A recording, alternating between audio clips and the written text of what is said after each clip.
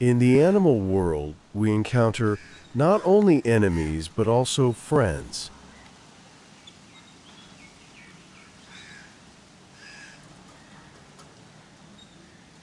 This is one such meeting.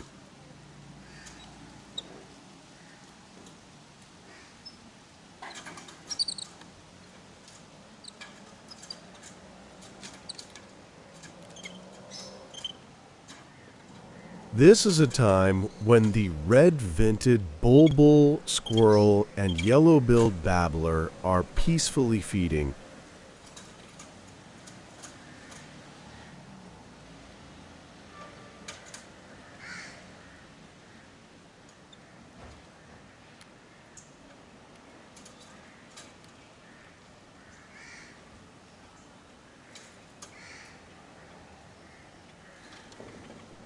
Finding fruit in Colombo is a dream for these animals.